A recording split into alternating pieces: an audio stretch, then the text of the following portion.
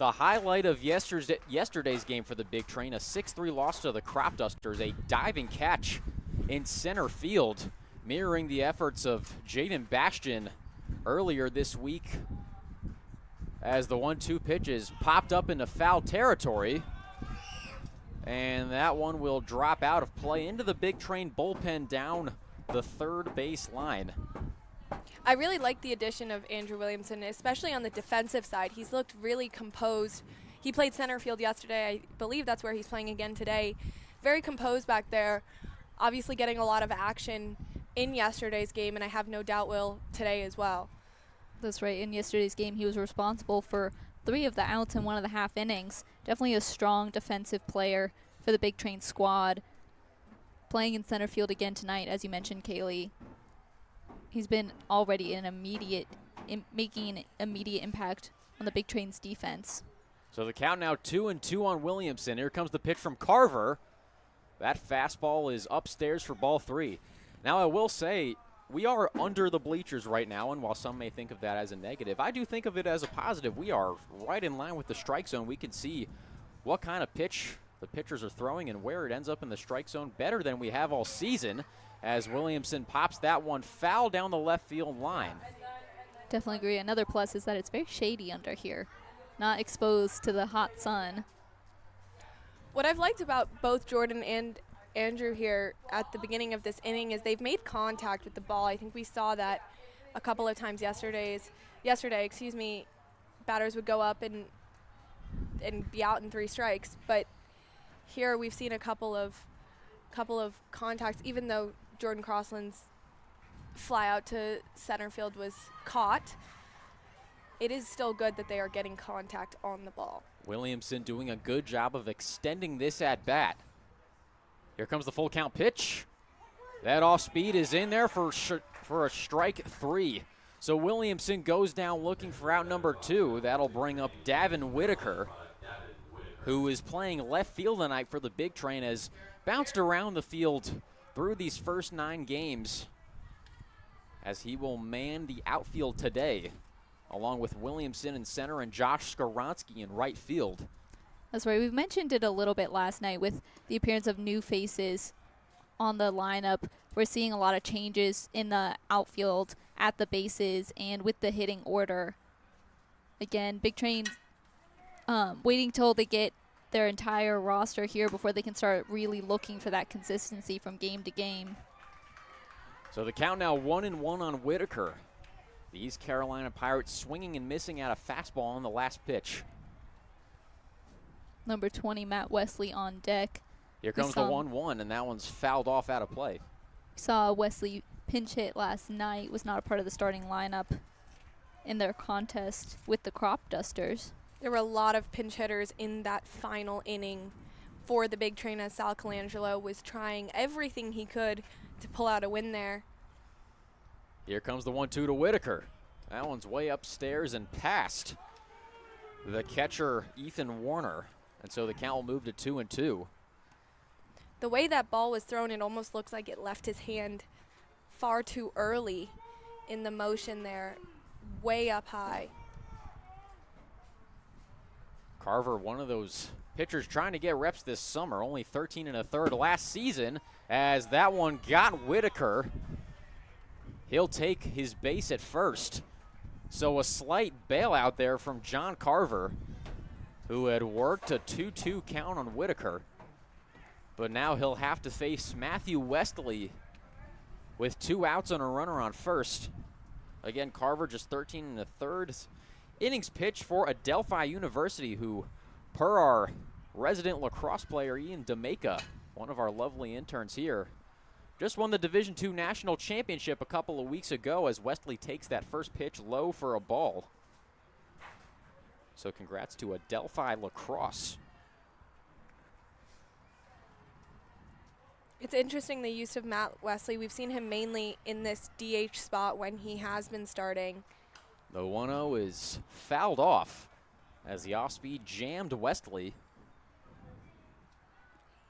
I will say, if he hits a similar homer to the one he hit in the regular season opener against Gaithersburg, that ball is probably hitting the fire station that is perched just beyond the left field fence here at Montgomery Blair High School. The 1-1 to Wesley checked his swing, but that ball was in there for a strike anyway. So the count moving to 1-2 on Wesley with 2 outs and a runner on first. Emilio Gonzalez, the first baseman, waiting on deck. Wesley looked towards the dugout, kind of questioning that one. As the 1-2 pitch is an off speed that gets Wesley swinging and missing.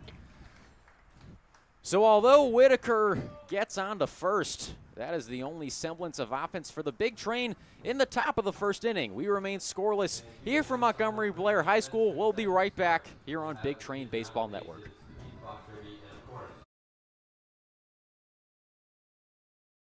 Something new. Keep hoping you feel this too. Holding on and on and on and on. Hoping I can get to know you better. Living in sweet suburbia. Some fun is all we want. Two kids come alive in a night rush. I'll be the girl next door. You be my summer crush. Yeah, I think you should come and pick me up. 'Cause nothing feels as good as summer love.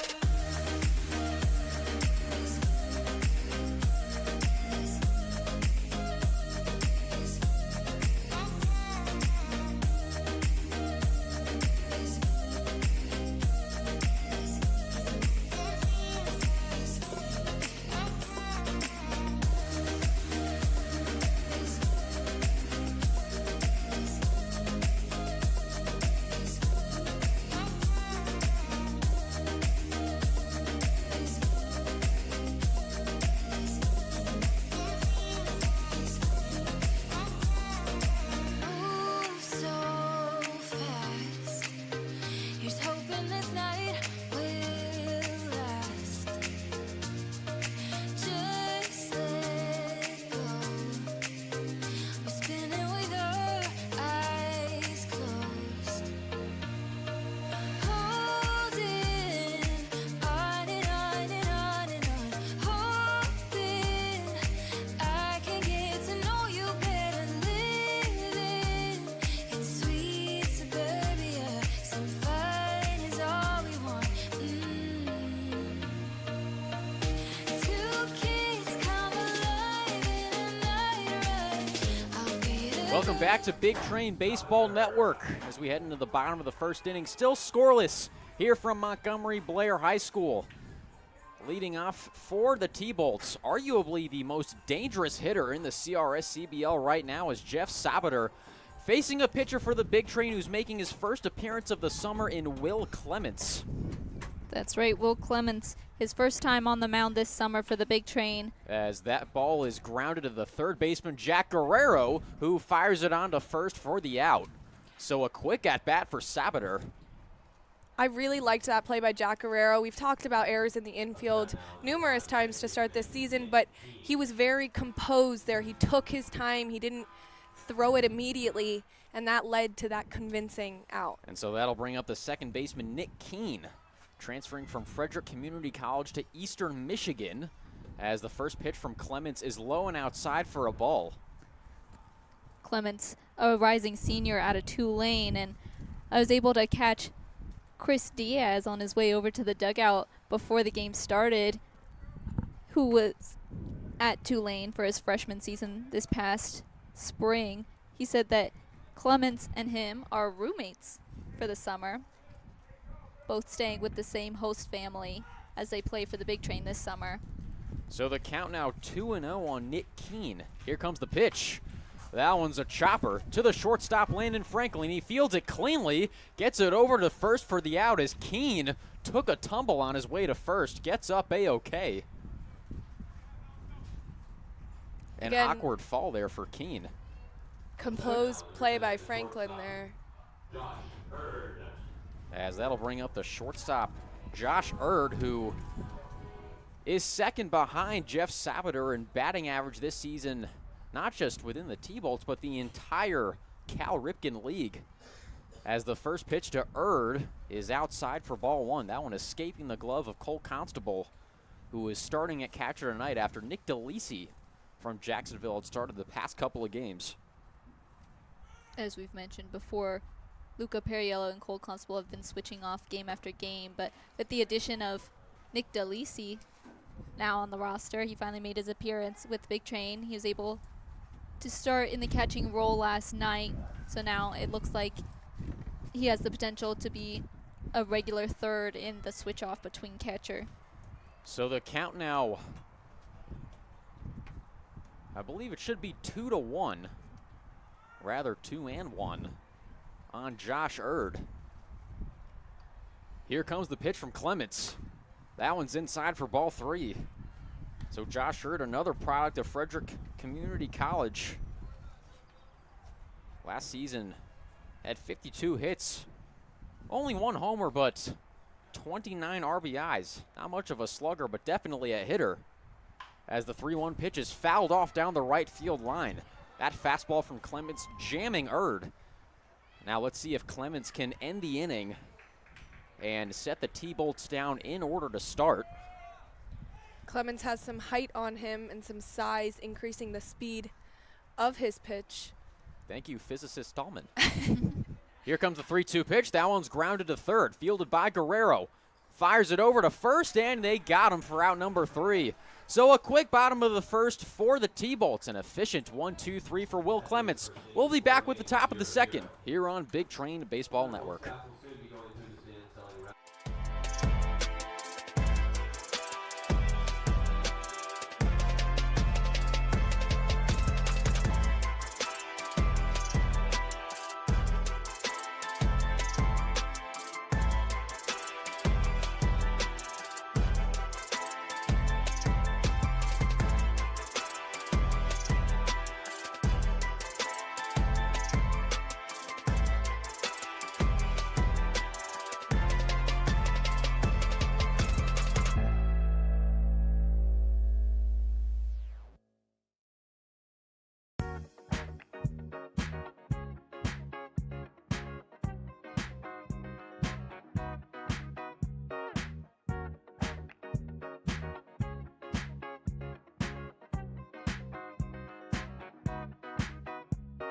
The juice is in the mix, it'll fix you up. I'm gonna ride the boogie train till the sun comes up. Ride the boogie train, ride the boogie train, ride the boogie train till the sun comes up. Meet me in the corner alone. Meet me in the corner alone. Meet me in the corner alone. Meet me in the corner alone. Boogie down, mix up.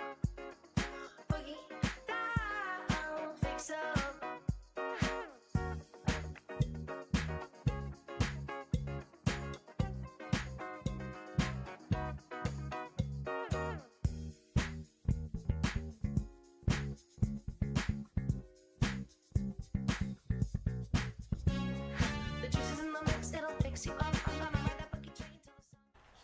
Welcome back to Big Train Baseball Network as we're set to start the top of the second inning with the first baseman Emilio Gonzalez, who will look at the first pitch from Carver inside for a ball. Just wanted to say thanks again to our sideline reporter Kaylee Tallman for joining us during the top and bottom of the first. Always appreciate her presence here in the booth on the broadcast as Gonzalez will look at that fastball for a ball. John Carver on the mound for the Thunderbolts, as you mentioned, Quentin. Goes to Adelphi University. He's a rising senior, hails from Lynbrook, New York. 2-0 pitch is fouled out of play. The count moves to 2-1 on Gonzalez. Carver plans to pursue a career in physical therapy as well as professional baseball. He attended Lynbrook High School, and while there, he played in the 2020 New York State Games. Now, he hasn't seen a ton of action at Adelphi University in 2022. He was redshirted due to an injury. That 2-1 pitch is popped up into shallow left field, and making the catch is Quincy Villa out there in left for out number 1. And speaking of physical therapy, we did receive word before the game that John Carver would be on an 80-pitch limit tonight. So that'll be something worth monitoring as the early stages of this game progress. And so with 1 out, no one on, that'll bring up the third baseman, Jack Guerrero, as the first offering from Carver's an off-speed outside for a ball. Now, with mentioning the 80 pitch limit on Carver tonight, it is important to also mention that the Cal Ripken League does have a pitching limit to keep their players safe while they get those reps in during the summer season and prepare for their fall college ball season. Count now 2-0 on Guerrero. Started this summer just 1 of 11, but looking to improve that number today. Already making a couple of nice plays in the field as he looks at that pitch for ball number 3. Assisting on 2 of the 3 outs last half inning. Looking to lock down the hot corner this evening here at Montgomery Blair High School. Here comes the 3-0. That fastball's in there for a strike. So Carver not trying to get cute on 3-0. Rather trying to battle back here against Guerrero with Landon Franklin on deck. And Guerrero will foul that one off for strike 2. We had the chance to speak to Landon Franklin's grandfather. He stopped by the broadcasting table to let us know that he listens to every game. He's here tonight to cheer on his grandson. As the full count pitch is an off-speed outside for ball 4. So Guerrero will take his base, and up comes Franklin with 1 out and a runner on first. Now that kind of stuff, it's very small, but it goes a long way. I definitely agree. Most of these players are a long way from home, so being able to see family in the stands has got to be tremendous. A tremendous feeling of support. And I do apologize for the noise there. First pitch to Franklin's fouled off out of play down the right field line. We've got a lovely breeze coming at us, and while it feels amazing after being out in the hot sun all day, it is creating a lot of background noise. So the count now 0-1 on Franklin. Runner on first with 1 out for the big train as the pickoff attempt is unsuccessful by Carver. Josh Skoronsky waiting on deck for the big train.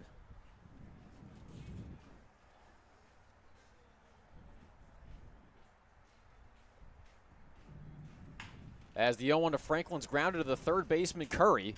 He gets it on to second for 1. Cannot get it over to first in time for the double play. They do get the force out at second for out number 2 as Guerrero was sent off. Franklin will reach on the fielder's choice. And so there will be a runner on first and 2 outs for Josh Skoronsky.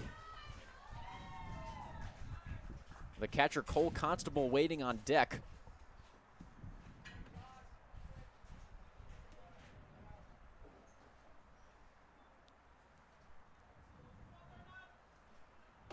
As the first pitch to Skoronsky's in there for a strike.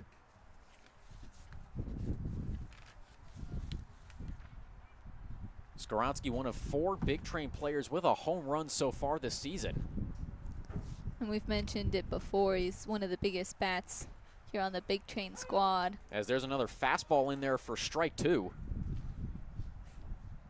In this very short season, so far he's already posted a .400 batting average. Here comes the 0-2 pitch. And Skoronsky goes down looking for strike 3. So the big train strand 1. We've still got a scoreless game heading into the bottom of the second here at Montgomery Blair High School. We'll be right back here on Big Train Baseball Network.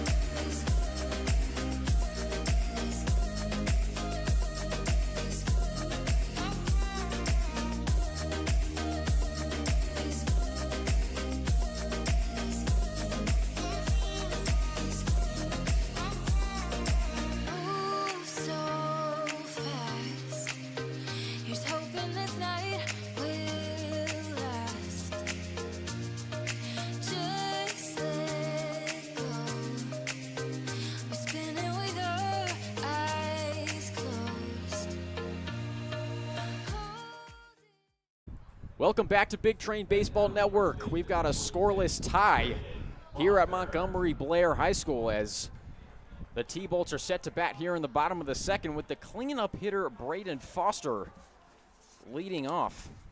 The pride of Mullica Hill, New Jersey, currently playing his college ball at Mount St. Mary's. As you mentioned, he hails from Mullica Hill, New Jersey, and he was ranked the number 4 third baseman and 56th overall player out of New Jersey by Perfect Game USA. He was a tri-sport athlete in high school, playing baseball, football, and a swimmer as well. Here comes the 1-0 from Clements. That fastball's outside for ball 2. Junior at Mount St. Mary's in 2023 as a freshman, he hit a home run in his collegiate debut over Wake Forest. Now, he didn't see very much action this past spring at Mount St. Mary's, only having 7 at-bats.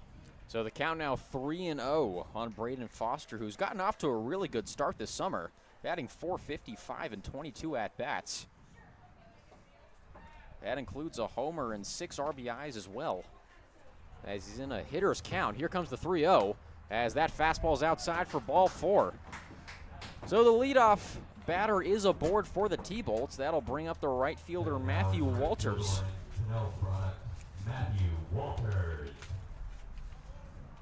Walters is a rising junior at Cornell University. He hails from Granbury, Texas.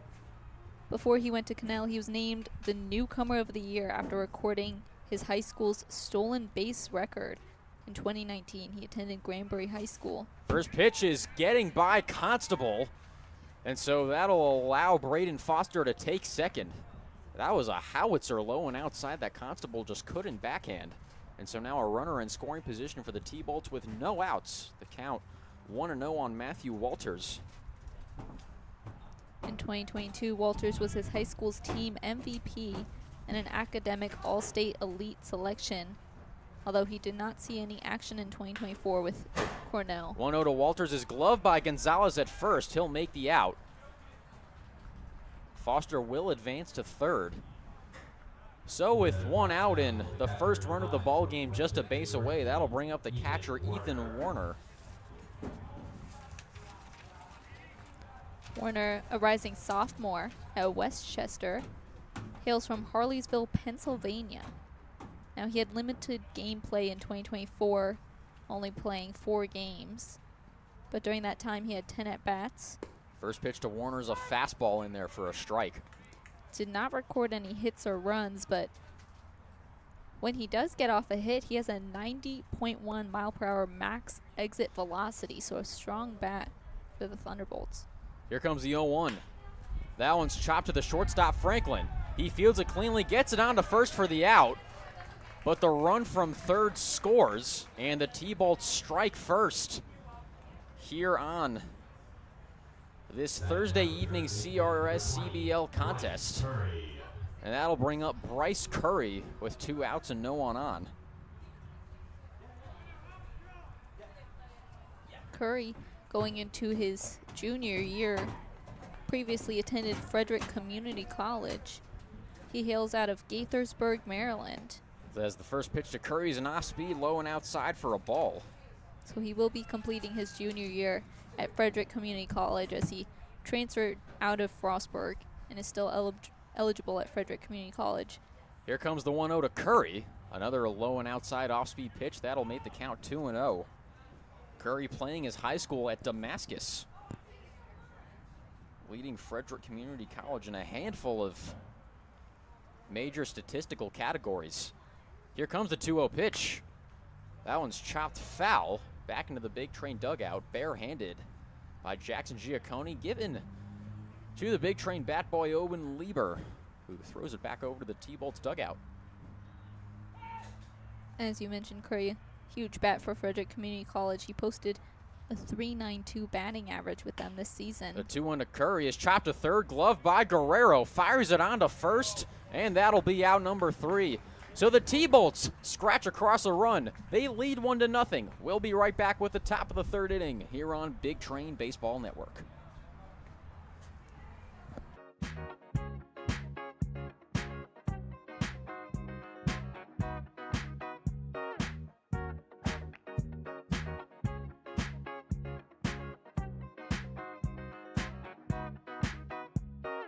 juice is in the mix, it'll fix you up. I'm gonna ride the boogie train till the sun comes up. Ride the boogie train, ride the boogie train, ride the boogie train till the sun comes up. Meet me in the corner, no. Meet me in the corner, no. Meet me in the corner, no. Meet me in the corner, no. Boogie down, mix up. Boogie down, fix up.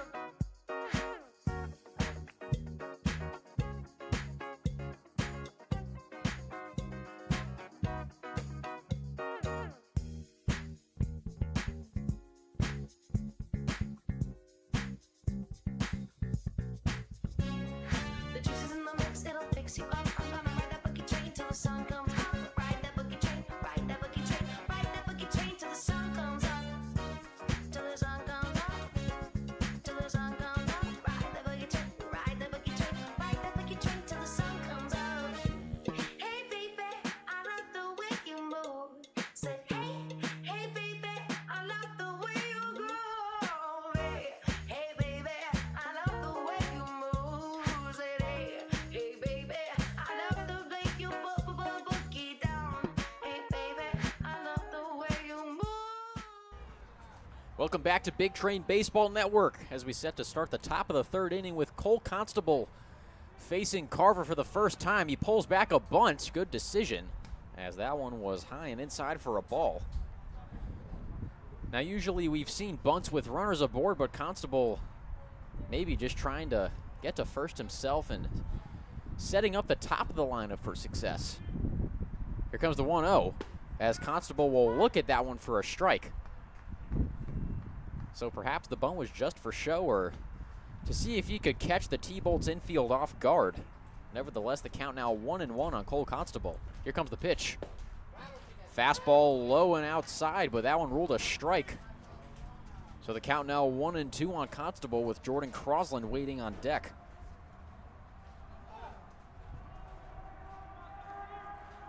Here comes the pitch. That one's lined into right center field. That'll drop for a base hit, and it'll roll just shy of the wall. Constable will hold up halfway through the base path, but continue anyway. He'll make it into second standing up. So a sweet piece of leadoff hitting for Cole Constable. And the Big Train have a runner in scoring position with no outs. An advantageous situation for the Big Train that we didn't see a lot in their last game last night. But this is what Kaylee was talking about in the beginning of the game during our pregame, or I guess just during the first inning while we had her on the mic with us. You know, not going for those over the fence hits, but rather just making smart plays to get players on base early on, so you can continue to build off of that success. First pitch to Crosland deflects off the glove of Warner, and that'll allow Constable to take third easily. And Crosland, a good guy to have in this situation, tied for the team lead in RBIs. A chance to even the score here in the top of the third, as the count sits at 1-0. Here comes the pitch from Carver. That's a fastball high for ball 2.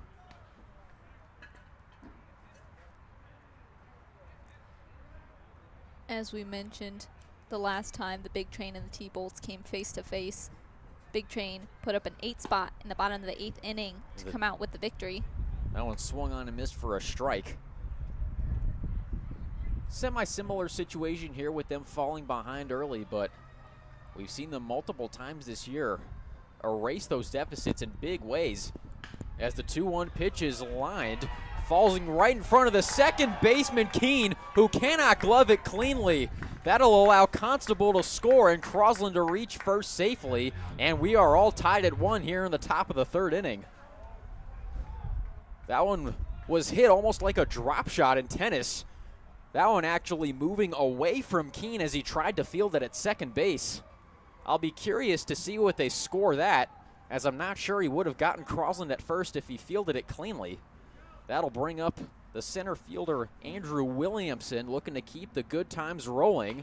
He'll try to lay down a bunt, but foul that one off.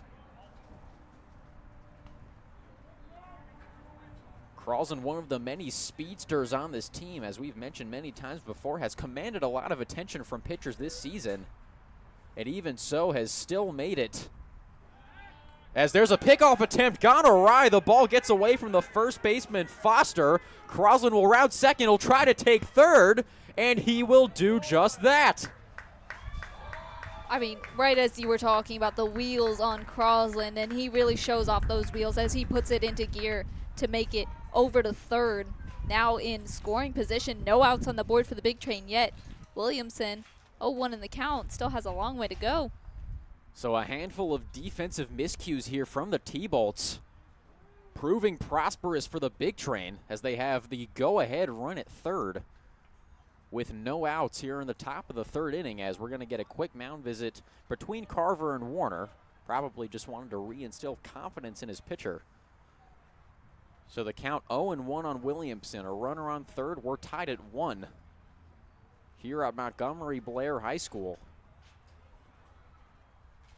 Here comes the pitch from Carver. That one an off speed, swung on and missed for a strike. That'll bring the count to 0-2. An awful lot of drop there on the slider. Let's see if Williamson can battle back. Here comes the 0-2. Fastball grounded foul. So a good job by Williamson to stay alive. That was a very similar pitch to the last one. An off speed. It had Williamson almost Adrian Beltraying to his knee. But unlike the pitch before, actually made a little bit of contact. And so he'll face another 0-2 pitch here from Carver momentarily. Here it comes. That's a fastball high and outside for ball 1. Again, Williamson making a name for himself yesterday with a sweet diving catch in center field. Let's see if he can make a name for himself at the plate. Here comes the 1-2. Off speed, swung on and missed for strike 3. So Carver really working the slider there against Williamson and finding success. And with 1 out and a runner on third, that'll bring up Davin Whitaker, who was hit by a pitch in his last at-bat. Whitaker's been very successful at the plate for the big train. One of the few holders of a home run this season. As the first pitch is fouled off out of play. Still sitting at a very advantageous position. Only 1 out on the board for the big train. Still have Jordan Crosland on third base in scoring position.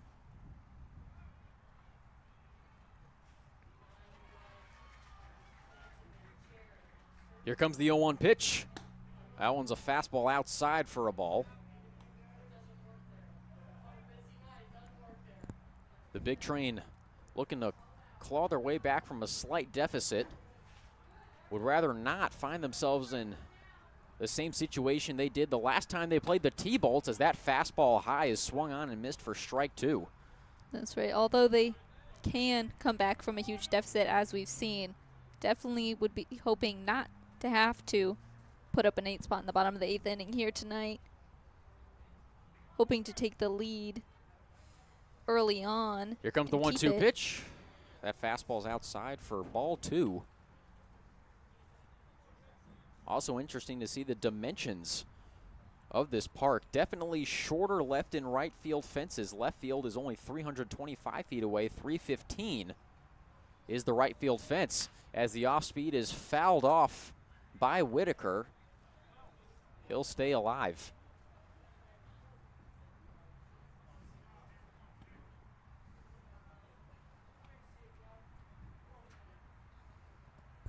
Once again, the count 2-2 on Whitaker with 1 out. Jordan Crosland waiting on third. Here comes the pitch from Carver. That fastball is hit high into center field. Ranging over is Sabater. He'll make the catch for out number 2. Tagging is Crosland. The throw to the plate is not in time. So Crosland slides home safely. The big train take a 2-1 lead. So the big train coming back from the deficit early on and now taking the lead. As we mentioned multiple times throughout the broadcast, although they've come back from larger deficits, they definitely would much rather take the lead early on and keep it in the past couple of games, we've seen the Big Train's opponents take a strong cushioning lead early on, and that's proven challenging for the Big Train to come back from. We saw it last night when the Crop Dusters put up a 4 spot in the bottom of the 2nd inning to take a lead that they held much throughout the game. Big Train unable to come back from that early deficit. Now coming in to the top of the 3rd with the lead, definitely a much more advantageous spot. First pitch to Wesley's a fastball that he had to duck out of the way from. That one going straight over his noggin. So the count will move to 1-0. Here comes the pitch. That fastball outside gets by the catcher Warner for ball number 2.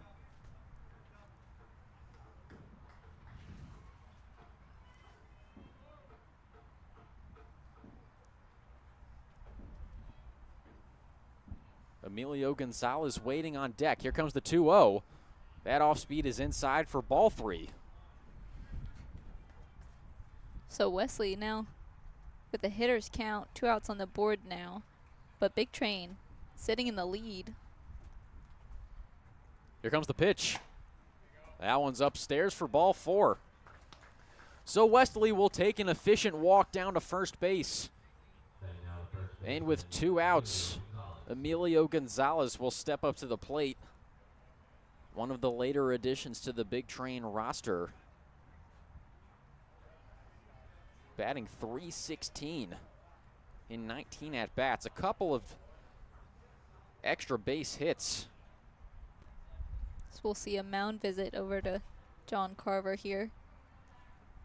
Probably making sure he can make it to that 80 pitch limit.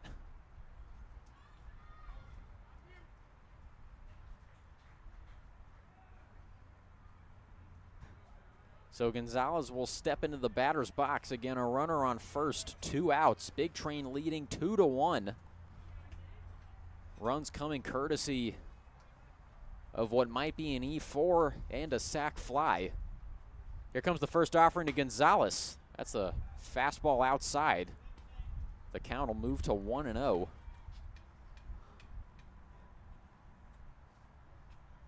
Gonzalez looking to take advantage, perhaps, of that shorter right field fence as the 1-0 pitch is upstairs for ball 2.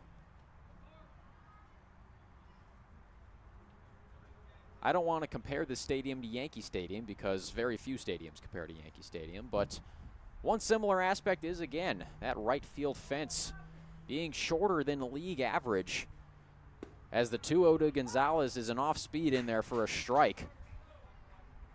Only 315 feet to the right field fence.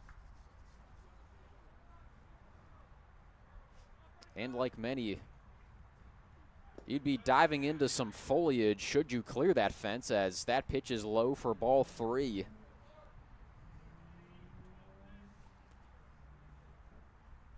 Most of the outfield here at Montgomery Blair surrounded by trees, mainly center and right. Here comes the 3-1. Good eye by Gonzalez to lay off that one. He'll take his base. So with runners on first and second and 2 down, that'll bring up the third baseman, Jack Guerrero. Another lefty. In this starting lineup today, that's a really nice mix of righties and lefties.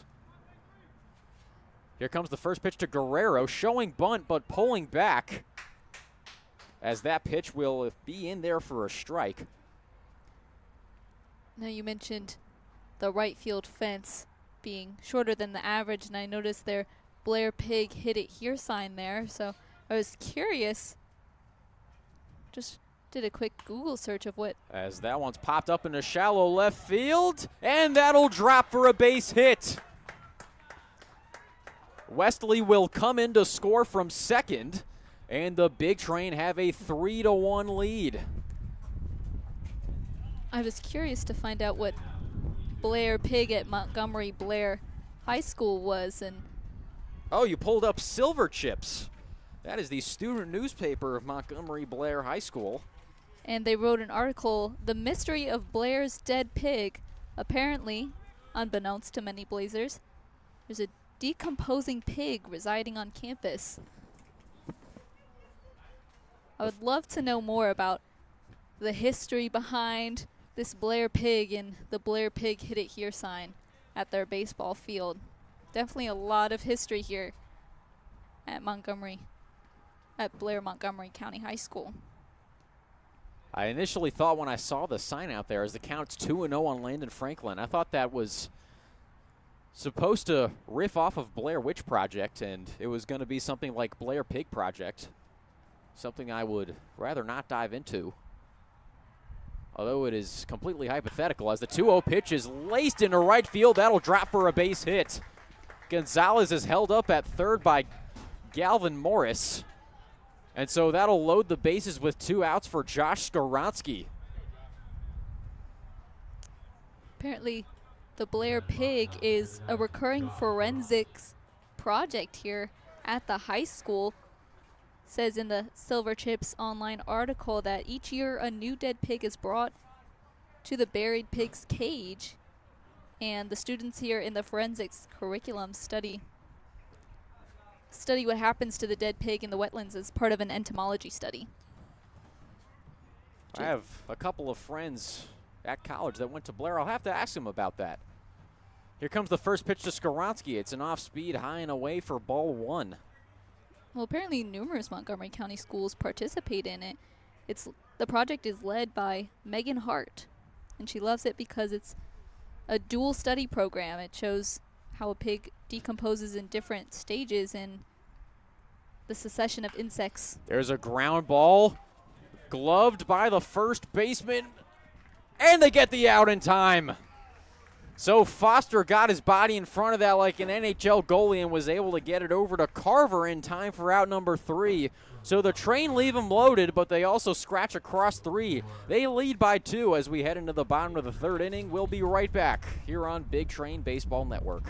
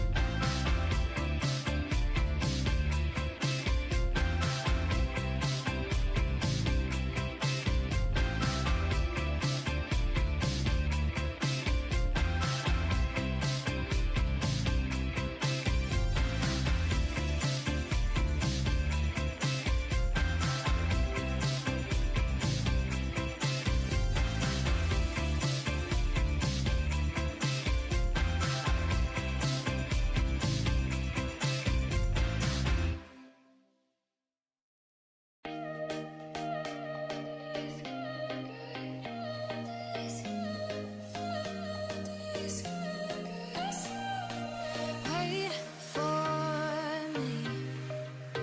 Keep watching you when you leave. Welcome back to Big Train Baseball Network, where Bethesda has taken a 3-1 lead over the Silver Spring-Takoma Thunderbolts, as Will Clemens will fire the first pitch to Andrew Powers. That'll be outside for a ball.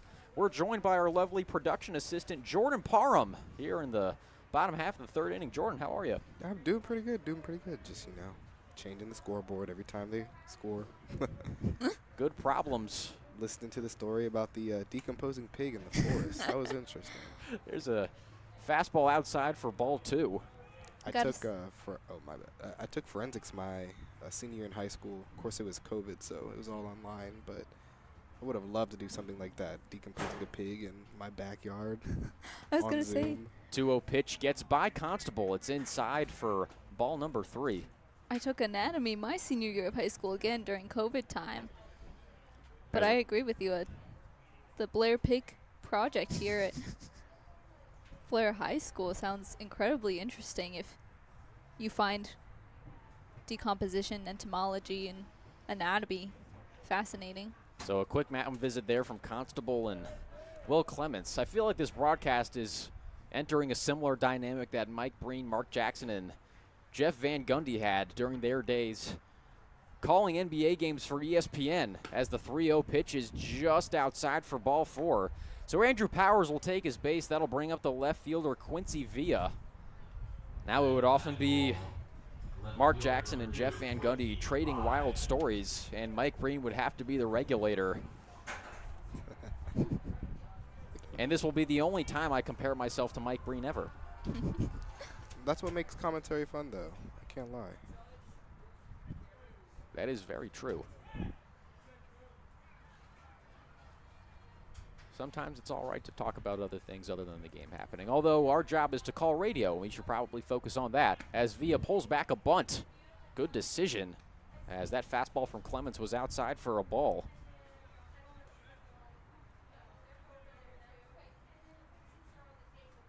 Villa almost made a sprinting put out in the last inning, but couldn't get to the ball in time, as that fastball from Clements is in there for a strike. We've seen a handful of hits, especially from lefties on the big train. Hit fly balls off the end of the bat that land just perfectly between the third baseman and the left fielder, as that ball's grounded to Franklin at short. On to second for one, and on to first. That one gets over the glove of Gonzalez. And so the big train cannot complete the double play, although they will get the force out at second. As the top of the lineup comes back for the T-Bolts, Jeff Sabater stepping up to the dish. One thing I'm noticing about the big train is that they're really trying to play as one unit. I know Kaylee kind of said that a couple games ago, but just to kind of echo that, you really see everybody just moving as one. Parents are big military people, so my dad always says there's no one person in the Army. Everybody moves as one unit. And it's cool to see it, that sports kind of emulates that in one way or another. Pickoff attempt unsuccessful at first. A lot of times with units, not just in baseball, but in a lot of other sports, oftentimes coaches will tell you got to be one brain, one heartbeat. Definitely. Playing infield and outfield is definitely no different. Definitely agree with you on that point there, Jordan. I think that's something we've seen come together. There goes the runner to second. The throw from Constable is not in time. So Quincy Villa will reach second on the stolen base. Again, a known bag swiper. Stole 24 bags for the T-Bolts last summer. Stole the same amount for Marymount this past season, as the count 0-1 on Sabater. Here comes the pitch. That one's outside for ball 1. Sabater has been arguably the hottest hitter in the CRS CBL. I said that about Jimmy Kirk yesterday, but Sabater's got a pretty good statistical resume thus far, hitting a ridiculous .593 to start the season. As the 1-1 pitch is lined foul out of play. Has 16 hits in his first 27 at-bats. Has also walked 9 times. He's gotten on base in over 70% of his at-bats thus far, which at a certain sample size becomes pretty ridiculous. Here comes the 1-2. That's swung on and missed for strike 3. So that's just Sabater's third strikeout of the summer. A big out for Will Clements, who now needs just one more to keep this game at 3-1. The second baseman, Nick Keene, stepping up to the dish. As we've mentioned, previous games, Big Trains had to come back from behind. Now looking at themselves in a... As we'll have the rare pickoff attempt to second base proving unsuccessful. Now sitting in the lead to start off the game, hoping to keep the situation at 3-2. 2 .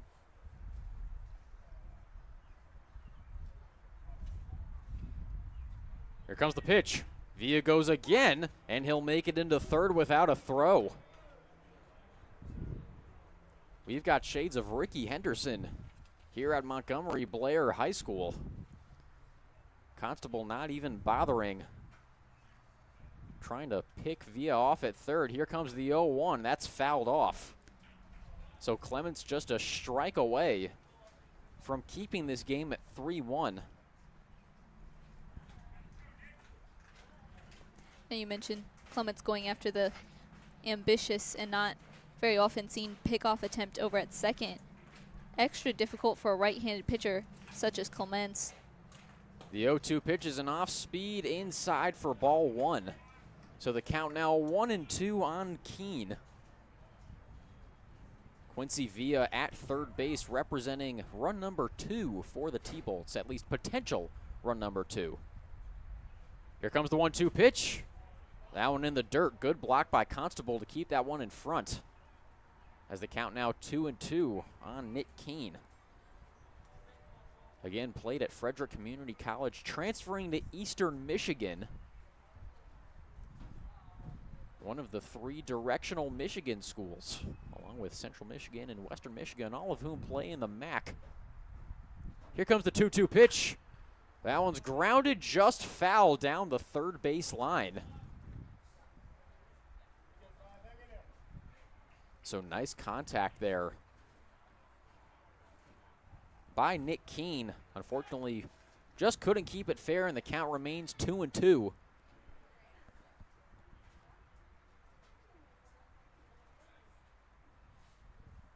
Here comes the pitch. That fastball is fouled off of Keene. So he stays alive.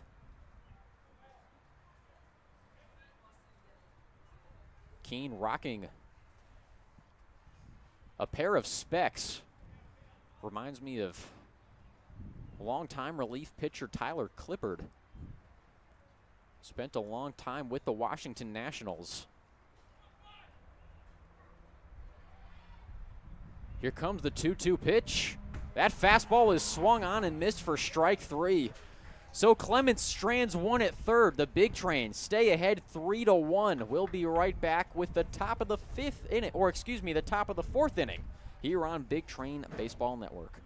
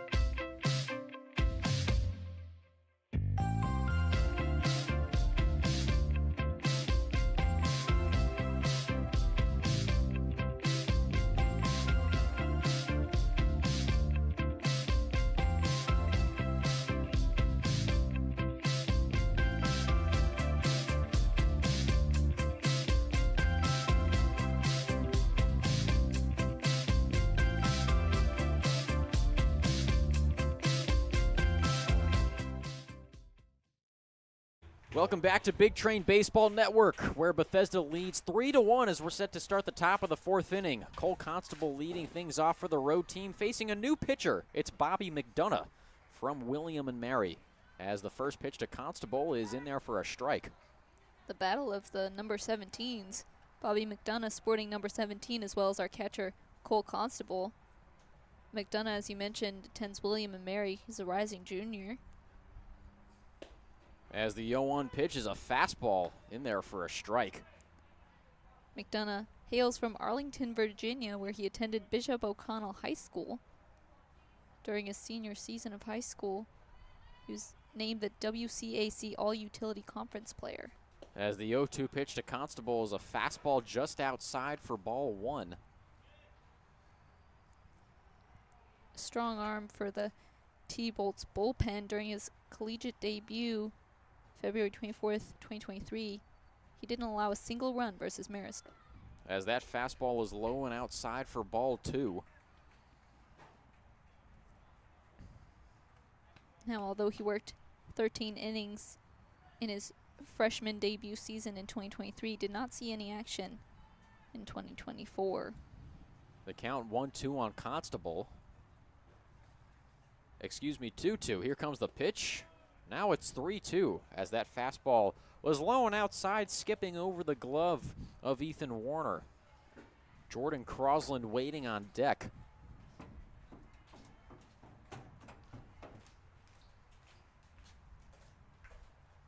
Responsible for one of Big Train's 3 runs in the last inning, as the 3-2 pitch is high and inside for ball 4.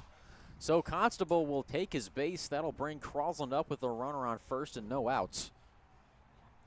As you mentioned, as he was walking up, Constable, the man that got things started for the Big Train in the top of the 3rd inning, has now gotten on base in his first 2 at-bats here tonight.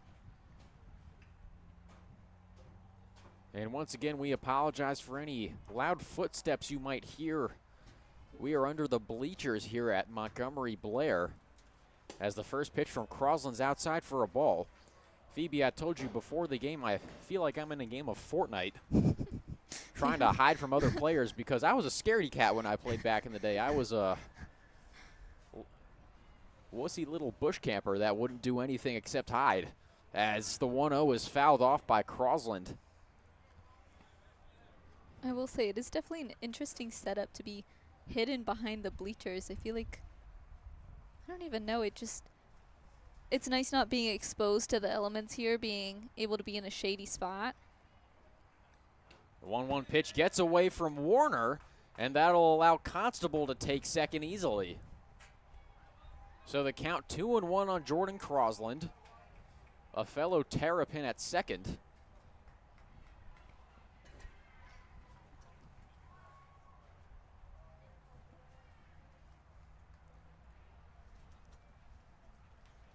Andrew Williamson waiting on deck.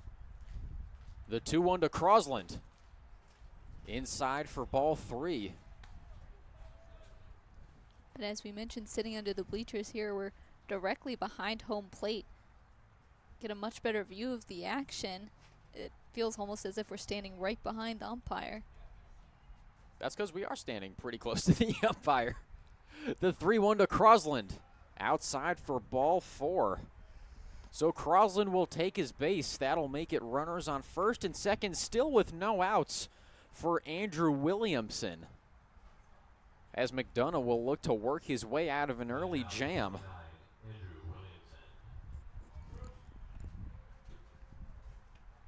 So the Big Train getting 2 runners aboard to kick off this inning. Now with another very strong player coming up to the plate, hoping to capitalize on this once again, as we saw at the in the top of the 3rd inning. Williamson showing bunt but pulling back.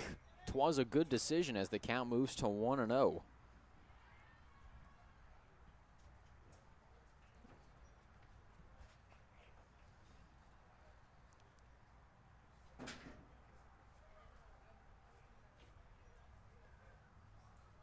Here comes the 1-0 to Williamson, showing bunt again, but that one is fouled off.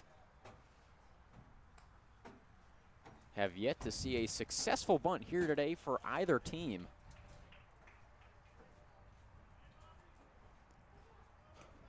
Now, as we mentioned, we did see them utilizing the bunting strategy quite a bit. The 1-1 pitch Grounded off of McDonough. Barehanded at second by Keene, but he cannot get it over to first in time. So Williamson's aboard first safely. The bases are loaded with no outs, and here comes big bad Davin Whitaker, threatening to add on to this 2-run lead.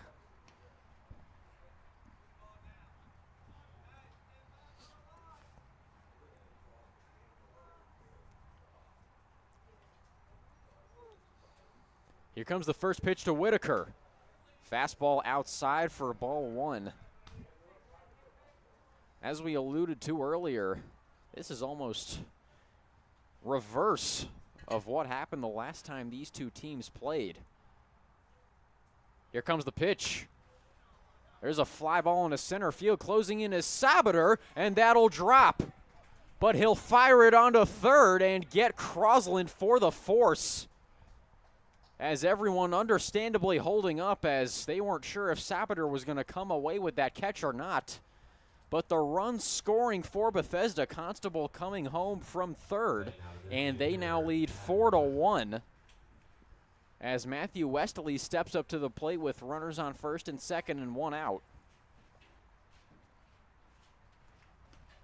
So good hustle there by Sabater in center field to at least get an out despite the ball dropping in front of him.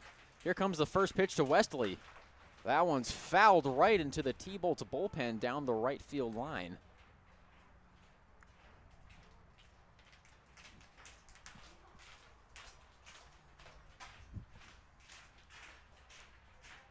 Wesley was walked at his last at bat. Here comes the 0-1. Both runners go. There's a line shot right to the second baseman, Keene, and he'll get it onto first for the double play. So the double steal backfires on the big train as the T-Bolts end the inning with a 4-3 double play. But the Trains scratch across another. They lead 4-1. We'll be right back here on Big Train Baseball Network.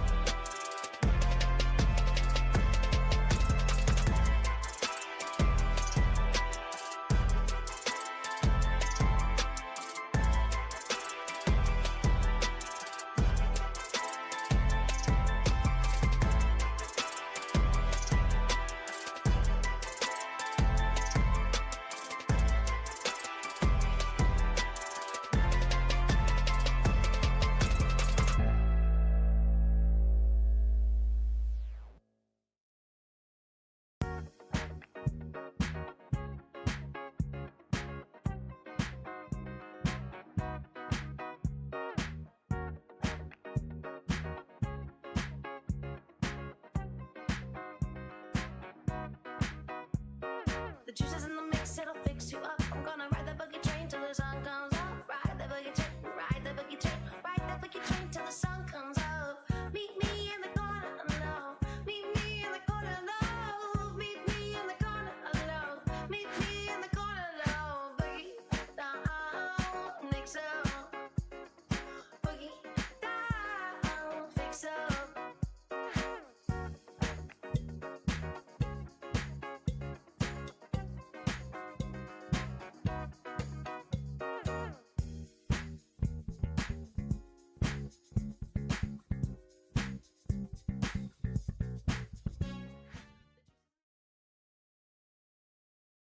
Welcome back to Big Train Baseball Network. We're set to start the bottom of the 4th inning as the Big Train lead 4-1.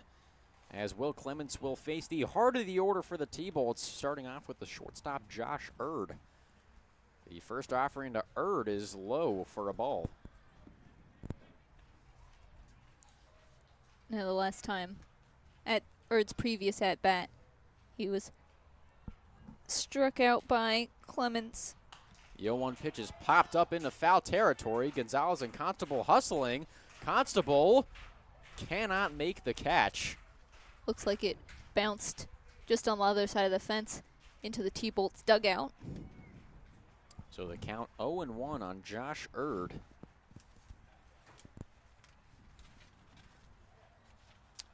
Excuse me, the count 1-1 on Josh Erd. Another local product from Rockville, Maryland. Went to high school at Thomas S. Wooten. As that one's grounded foul.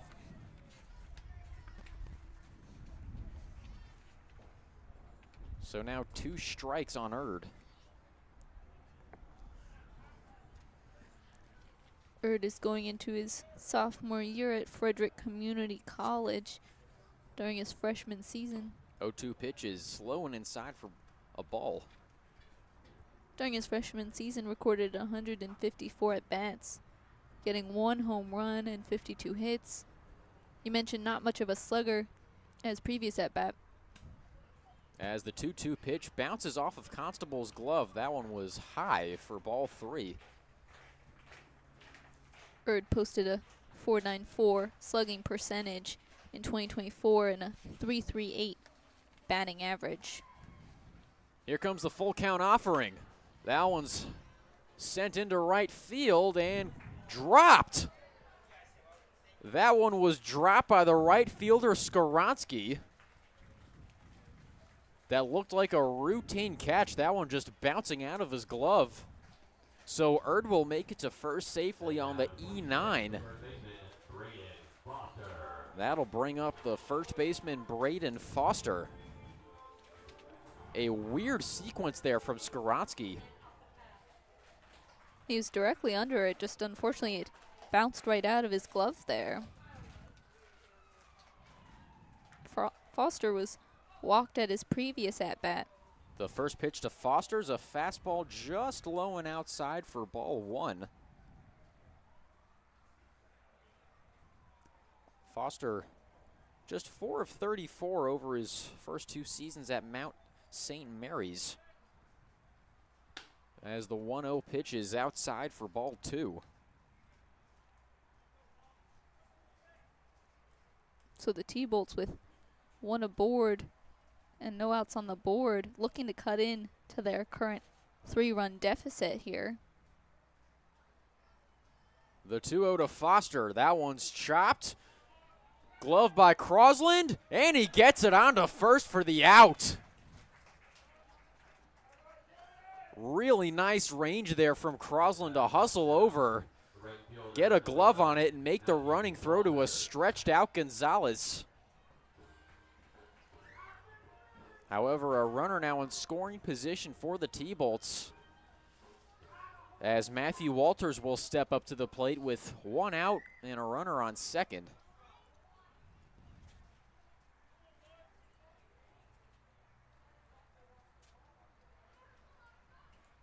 The first pitch to Walters. There's a chopper, glove by Franklin at short, fires it onto first. Not in time. Great defense by Franklin at short to get a glove on that one, but slightly better hustle from Matthew Walters. And so that'll put a runner on first and second with 1 out for the catcher, Ethan Warner.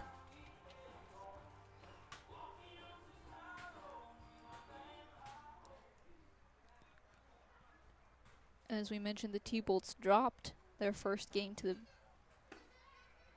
That first pitch is a fastball in there for a strike. Dropped their first game against the Big Train. Got an early lead, but Big Train came back in a huge way. We expected the T-Bolts to come back with a vengeance. The 0-1 pitch hits Warner in the back, and that'll load the bases with 1 out for the third baseman, Bryce Curry. So although T-Bolts are currently trailing by 3, we expected them to put up a good a good game of baseball. These are two teams, two very strong teams. We saw them really battle it out in their first meeting, expecting no less from them in their second meeting. So we'll have a mound visit here as Clements in a little bit of trouble. The bases are loaded for the T-Bolts. The go-ahead run is at the plate in the form of Bryce Curry. Led Frederick Community College in at-bats, hits, batting average, and RBIs. Was second on the team in home runs with 9. And only struck out 16 times. Good for a K percentage just below 9, which is pretty absurd considering how many times Curry stepped up to the plate for Frederick last season. So an uphill battle here for Clements. We saw Curry in the 8 spot the last time the T-Bolts played, this time moving up 1 spot. Probably one of the more dangerous 7 hitters you'll find in the CRS CBL this season. As Constable will quickly adjust his gear, and Curry will step into the batter's box. Representing the go-ahead run as the Big Train trying to maintain a 4-1 lead here in the bottom of the 4th. The first pitch to Curry, in there for a strike.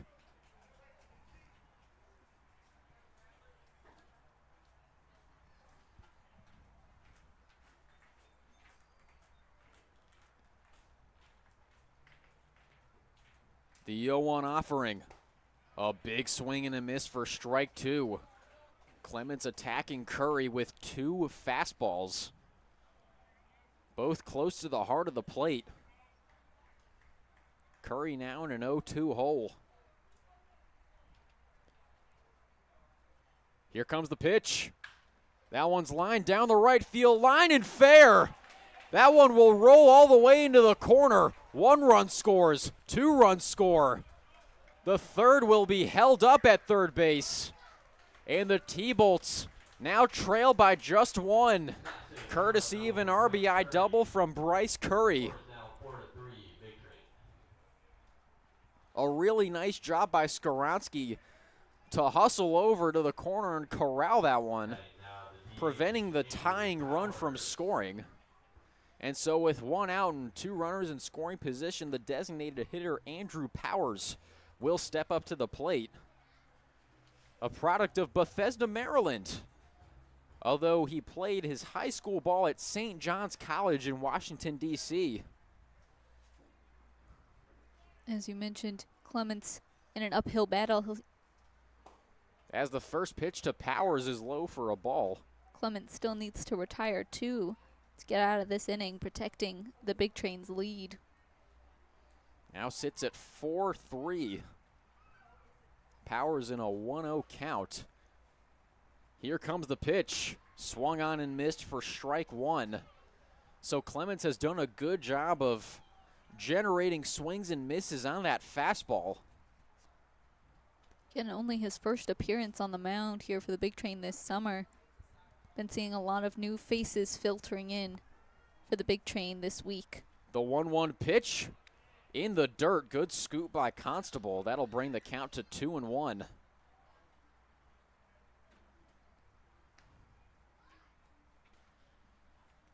Waiting on deck is the left fielder Quincy Villa.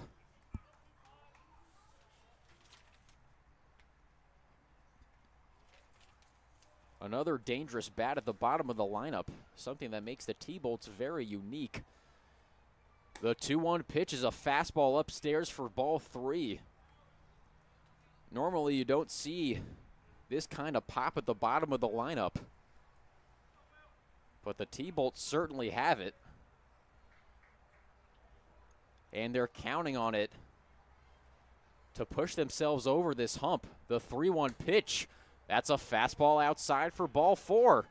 So once again, the bases are loaded. Here comes the 9-hitter Quincy Villa. The tying and the go-ahead run in scoring position. Bases loaded for, as you said, a very strong bat. Haven't seen too many double plays this season. Although we did see one to end the game a few games ago when Carter Newman pulled off a 6-3 DP to end the Sunday morning game. We're having another mound visit over to Clements. We're going to get a pitching change, as coming into the game is going to be, I believe, Parker Thomas. That's right, number 37, Parker Thomas, right-handed pitcher and rising sophomore at East Carolina. We've seen him come in as a reliever for the Big Train just once before this season. So Clements, his first outing, 3 1/3 innings pitched. Pitching now for the T-Bolts, number 37, Parker Thomas.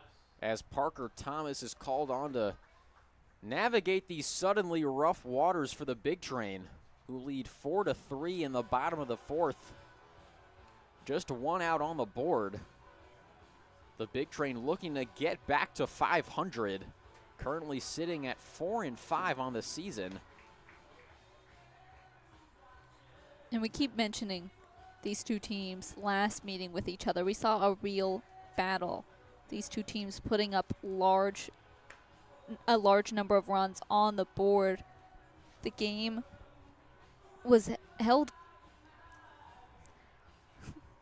The game was thrilling up until the end.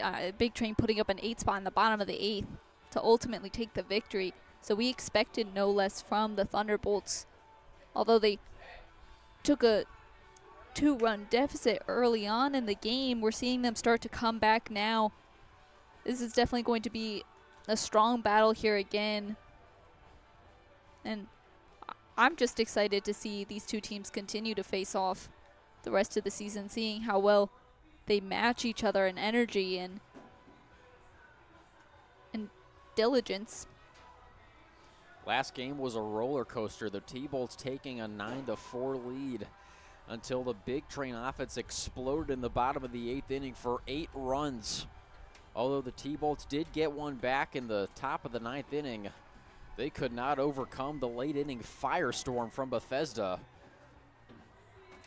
as the reigning league champions took the first game in this season series 12-10. We are on pace for another high-scoring affair here at Montgomery Blair High School. As Thomas's warm-up pitches conclude, the first batter he'll face is the left fielder Quincy Villa.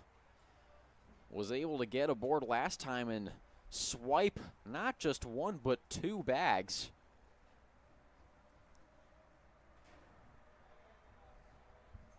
Here comes the first pitch. That one's grounded to the shortstop, Franklin. He gets it on to second for 1. On to first. They cannot turn the double play, as Ethan Warner scores from third, tying this game at 4.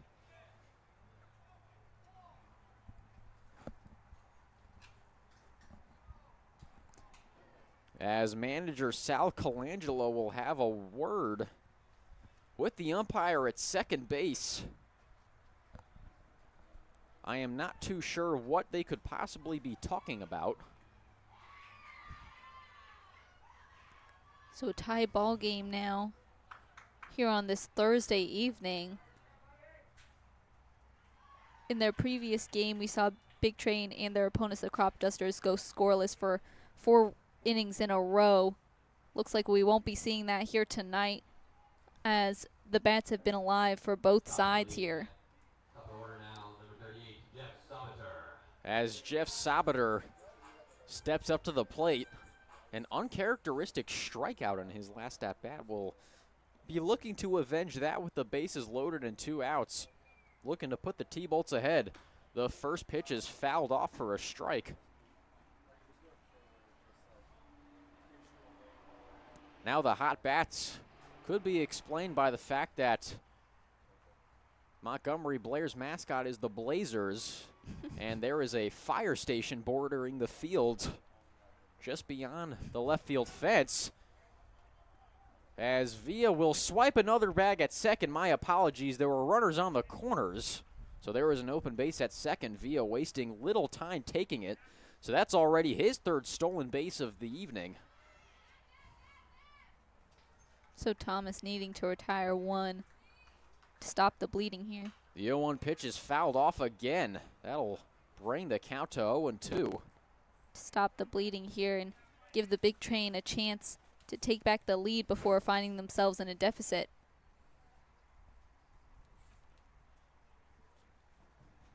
So Sabater